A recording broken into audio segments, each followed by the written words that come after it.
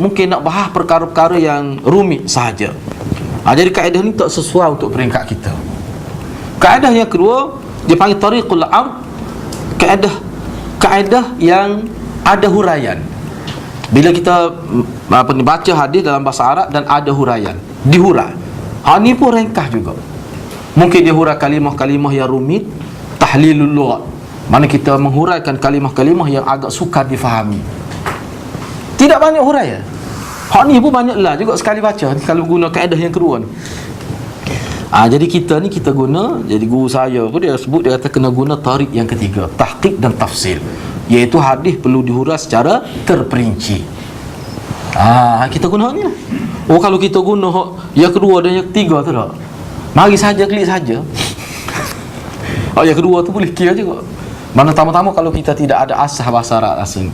Jadi tak boleh lah, tak boleh. Kita guna-guna ni. Sebab ni ulama guna semua, tengok untuk peringkat lah. Manakala peringkat ni dia guna ni. Kita boleh nampak. Dan sebenarnya kalau kita belajar hadis dengan secara talaki ni nak, kita akan berasa nikmat belajar hadis. 5.5 kegagalan sistem moden terletak pada kehampaannya daripada ciri-ciri istimewa yang terdapat dalam sistem talaki yang merupakan sistem pengajian hadis yang diwarisi turun-temurun daripada ulama-ulama Islam di zaman lampau. Jadi apa yang kita sebut ni, janganlah kita rasa cemas sudah. Kita rasa macam mana anak kita duduk di universiti. Kita sebagai ibu bapa kata anak seorang pun kita tidak kenal pensyarah tu. Padahal pensyarah universiti ni sebenarnya kalau maklumat yang kita dapat ramai yang teruk-teruk. Tak semaya pun ada. Semaya jemaah lagi. Ramai. Patut ajar salah macam mana. Anti hadis Syiah ada berlaku. Kemudian kita kata pluralisme ni, agama ni sama saja. Liberalisme ada berlaku di universiti. Jadi sejauh mana anak-anak kita peringkat tingkat T5 tu, selepas tingkat T5 masuk ke universiti, sejauh mana anak kita dah ada dia punya ilmu untuk menilai benar ataupun tidak benar ajaran itu. Bahaya tu sebenarnya, bahaya. Sekarang ni kita tengok kalau di Indonesia teruk, sangat teruk di Indonesia. Tidak terkawal, sehingga pelajar-pelajar dia tak tahulah pokok liberal. Siapa dia takbir tu ada dalam video sahabat anak tu, dia salah seorang yang buat kajian tentang liberal. Saya pernah satu pentas dengan dia liberal, kita sebut tentang Syiah. Dia tunjuk video di sana, pelajar-pelajar bila habis satu program, anjing akbar dia kata. Sebab dia kata Allah yang menciptakan anjing. Bila kita kata anjing bukan bermakna hina. Mana hakikat anjing itu bergerak semua Allah belaka. Tu ada satu pahaman dulu. Pokok Jabriyah tu. Ana akak tangan ni, apakah tidak ada kaitan dengan Allah? Ana boleh akak sendiri kau. Maknanya kita menciptakan perbuatan kita. Maknanya banyak nak khalik atas muka dunia ni. Dia masuk pahaman takhir sekali, anjing akbar tu mana Allah akbar. Teruk tu. Ada dalam video. Pelajar di agama. Tutup majlis dengan sebut anjing akbar, bukan Allahu akbar. Ada ke satu pahaman dia panggil hulul. Hulul ni mana Allah, semua dalam makhluk ni ada Allah. Kerana Allah yang mencipta. Bila seorang itu tengok sesuatu dia nampak Allah. Kerana Allah hakikat di sebalik. Allah ke wajibul wujud, wajib ada. Ini mungkin nak belaka. Bagi-bagi mungkin ada, tak ada pun tidak mencacatkan alam ini, tapi Allah itu wajib ada. Tu kan. Dan istilah wajibul wujud bukan istilah Quran. Istilah Quran. Tak apalah, tu dalam pengajian hadis akan datang kita akan temui perkara itu. Jadi sekarang ni kalau kita nilai dengan sistem talaki ulama dulu, langsung tidak ada di kalangan kita sekarang. Sebab kita tak nilai pun guru. Bahkan kalau kita nilai guru, sebab kita sekarang nilai pengiktirafan. Kita nak pergi universiti ni kajian iktiraf ke tidak, itu penumpuan kita. Kita tak kira dah. Kadang-kadang tempat yang tidak diiktiraf oleh mana-mana pihak, guru tu terlalu hebat, kita tak ambil kira. Bagus sebab tidak diiktiraf. Manakala habis tu 5 tahun, siapa dia nak iktiraf, dia punya CJ ni, sistem CJ lah. Kita tidak bermusuh dengan CJ, cuma sistem ni kita perlu ada. Itu saja kita nak sebut. Kalau tidak, bermasalah.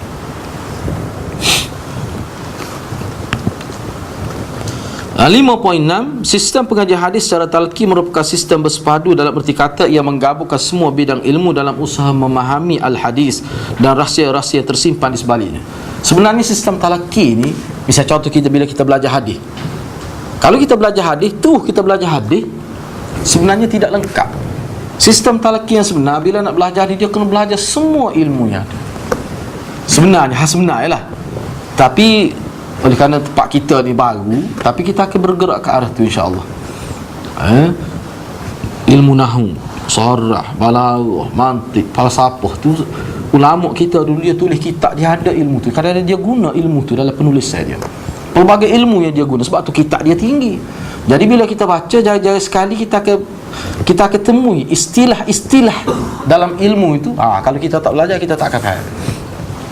Ada satu ketika awal tahun 90-an, sebelum tahun 95, ada satu kalangan golongan profesional di Kelantan ni, di Kuala Lumpur, yang berfahaman tak apa kita tak belajar usul tafsir pun, sebab kita mahir dalam bahasa Inggeris, kita boleh terjemah Quran berdasarkan kepada terjemahan macam ni, sehingga dia buat satu halaqah buat dia. Dan bila dia tak faham kalimah, dia rujuk dalam kamus. Itu bahaya. Dia Al-Quran ni kita tidak boleh guna kamus ini sebagai asas. Dia ada kamus Al-Quran. Dan kamus Al-Quran yang paling selamat kita hadis ni kamus Quran sebenarnya. Sebab dengan hadis inilah kita boleh faham Quran. Cubalah kita belajar kitab-kitab fiqh apa tafsir. Bila kita belajar tafsir penuh dengan riwayat.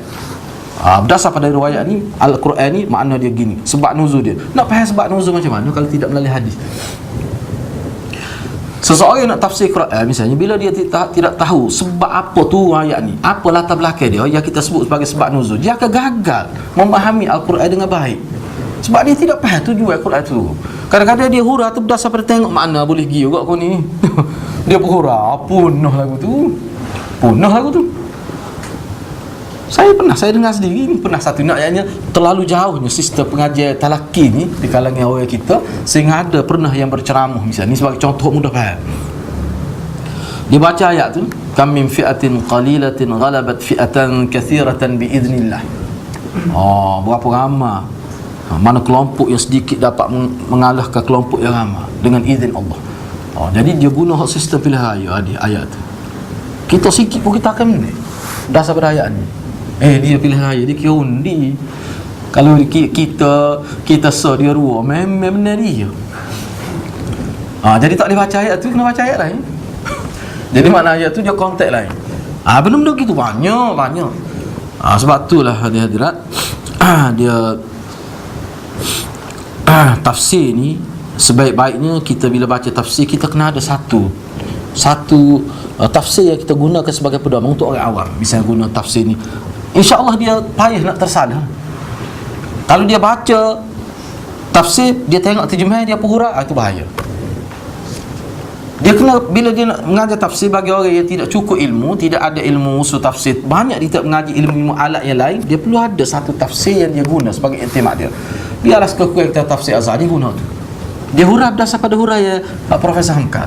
Lebih baik daripada dia ambil misalnya tafsir Pipian Ar-Rahman. Dia baca ayat Quran, terjemahan, lepas tu dia hurah tanpa ada isnad kepada mana-mana kitab tafsir. Itu bahaya. Dia boleh tersalah, kecuali dia ni ada ilmu alat, ilmu kaedah.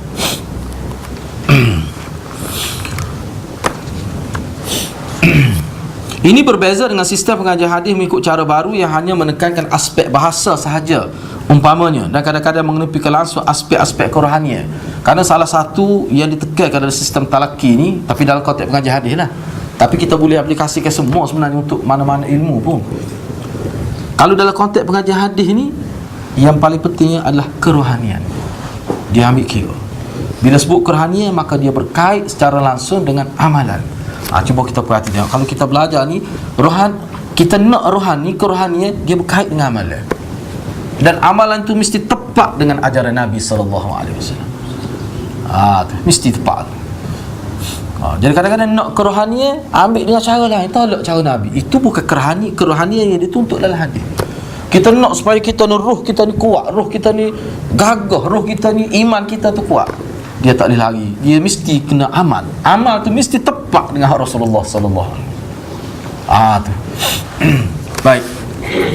Di mana wujudnya sistem ini sekarang tu boleh baca sendirilah. Lepas tu kita bertanggungjawab menghidupkan sistem ini. Kita cubalah setakat yang kita mampu, mana dengan kita sebagai pemula. Hadirat. Kalau kita menyiapkan diri kita untuk belajar ilmu ni nak, kita berusaha kena sekurang-kurang 3 tahun, kita akan rasa perubahan dalam hidup kita. Katakanlah dengan sebab kita usaha seperti kelas yang kita buat ni, ataupun kelas mana-mana, kelas lah tempat lain pun yang menggunakan sistem ini, cuba bayangkan orang lain minat belajar tu kerana kita, besar tu pahala. Kita pun tak tahu orang tu minat mari nak belajar sistem ni adalah kerana berkait dengan kita. Dia tengok kita, dia tengok perubahan kita, dia nampak dia sejuk hati tengok kita, misalnya sebagai contoh, maka dia pun mari belajar. Sebenarnya hak tu termasuk man dalla 'alal khair kafa'il, kata ulama, termasuk dalam hadis. Orang yang mana dia menjadi punca kepada kebaikan, maka dia akan dapat pahala seperti pembuat itu. Dia akan dapat. Mana kalau seseorang itu belajar agama, dia amal agama, tapi dia minat nak belajar agama berkait dengan kita pun tak tahu, tetap kita dapat. Bukan pahala dia, kita dapat pahala lain yang Allah beri kepada kita. Hak pahala dia waktu boleh ke dia. Tu Allah beri pahala lain kepada kita. Itu kelebihan. Sebab itulah di kalangan kita ni, kita pun tidak tahu siapa yang lebih. Boleh jadi anak murid terlebih. Sebab orang mari tu kerana tengok dia, bukan tengok tok guru. Tengok dia. Jadi minat tu kerana tengok dia, misalnya lah. Cuma tok guru ni kalau dia ikhlas, dia boleh hak lain lah, boleh dari segi ilmu, penyampaian ilmu dan sebagainya. Baik, itu secara ringkas lah. Cara ringkas. Jadi yang baki lagi tu boleh baca sendiri. Cuma saya nak ni saya tak sempat nak terjemah lah, sebab dia banyak dalam bahasa Arab, hak detail lah. Sebab ini saya petik juga berkenaan dengan terjemah Al-Imam Al-Bukhari. Saya nak baca secara ringkas, kemudian kita nak baca sikit berkenaan dengan komentar daripada Syekh Nadwi. Ini kertas kerja dia.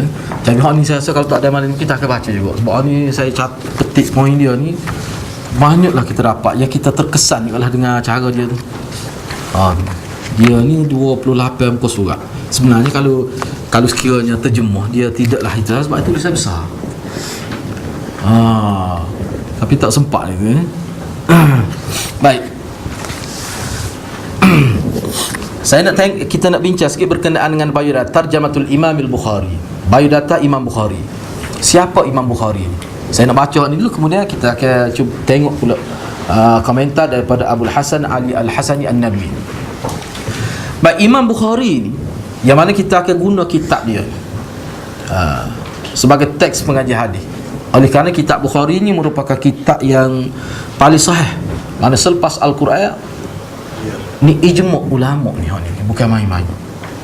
Ijma' ulama, sepakat ulama, tak ada khilaf bahawa selepas Al-Quran adalah hadis Bukhari. Kita nak tahu juga kenapa kitab dia begitu sekali tinggi tu, sehingga Syekh Nadwi kata ni dia bentai ni pada tahun 93.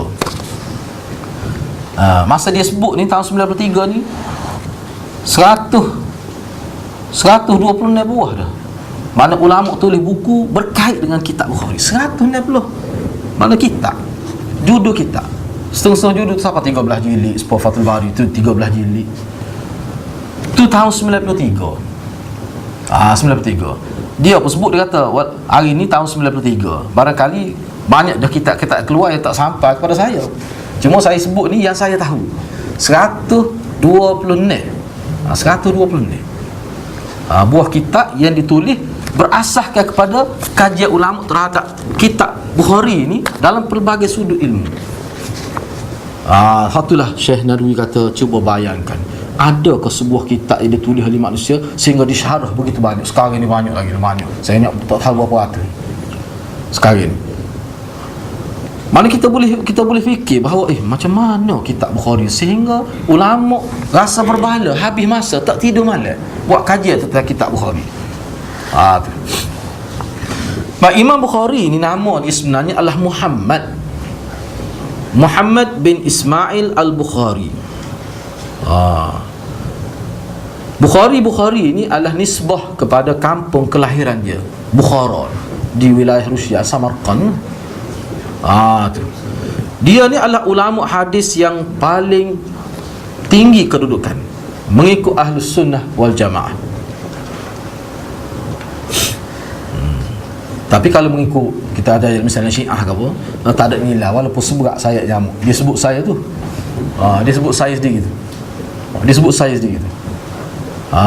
Tak ada lagi dia ni. Jadi IJK masjid dia ni. Jadi IJK masjid. Tak nak buat mana? Dia kata tak ada nilai, dia kata. Bukan dia kata Bukhari tu kafir. Patut jadi kafir ke saya? Dia pula tanya kita. Tapi sugar tu aku mak metal tengok ni. Minyak nak buat tu.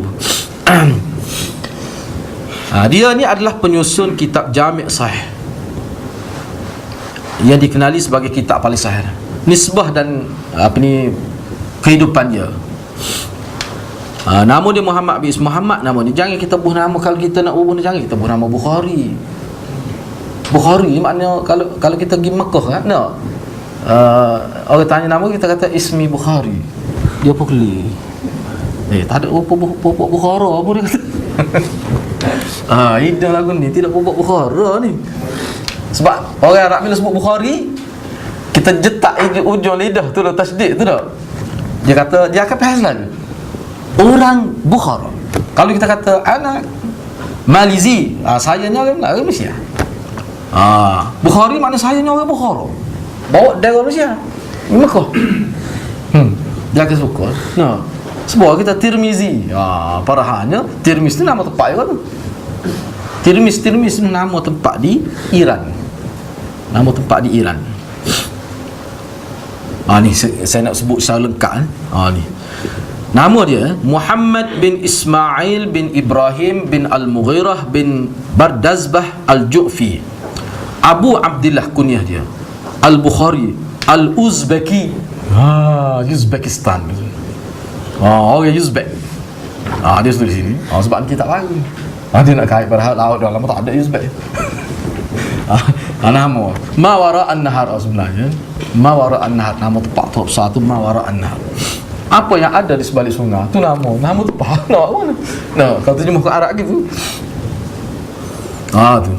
Abu Abdullah Al-Bukhari Al-Uzbeki min Madinati Bukhara fi iklim Khurasan, Uzbekistan Al-Haliyah. Ni orang panggil Uzbekistan. Tempat tu. Kunyah dia Abu Abdullah, orang Uzbek, daripada lahir di bandar Bukhara di sebelah Khurasan. Sekarang ni orang panggil Uzbekistan. Uzbekistan. Dia ni Al-Hafiz. Hafiz ni mana ingat hadis lebih 70,000 hadis. Dia panggil Hafiz. Ingat kalau zaman dulu, zaman Bukhari ingat Quran ni dia tak sebut. Sebab ingat Quran ni biasa ya. Kalau sebut Hafiz tu bukan Hafiz Quran tu. Sebab Hafiz makna 70,000 lebih ingat hadis. Siap dengan sanad dan matan dia.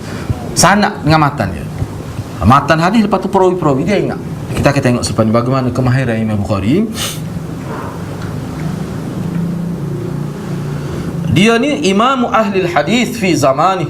Di zaman dia, masa dia hidup tu orang panggil imam ahlul hadis. Dia menjadi idola orang-orang yang belajar hadis. Dia ni orang yang paling maju dalam bidang hadis, paling kehadapan berbanding dengan orang-orang yang sebaya dan sezaman dengan dia.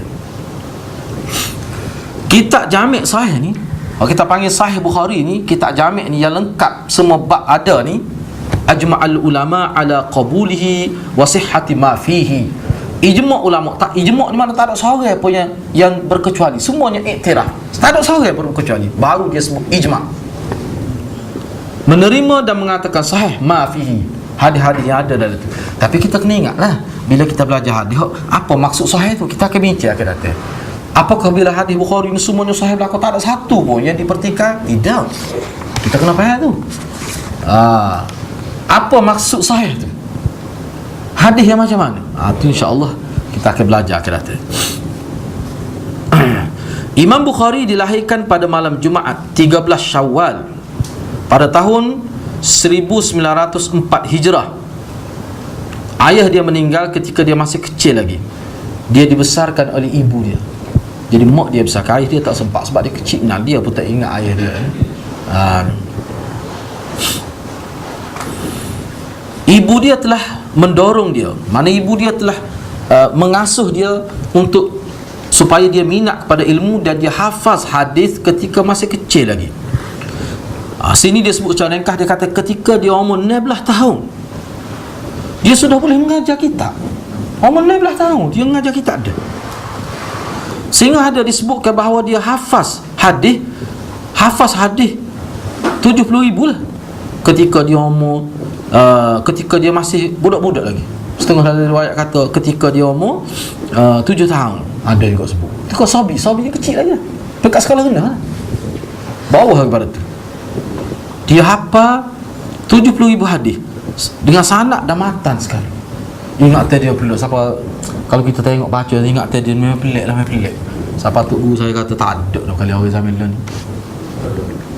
Ingat dia tu hibatullah fi hazal zaman. Kurnia Allah pada zaman. Memang dia ni hadiah Allah kepada kita. Tu Syekh Nadwi kata.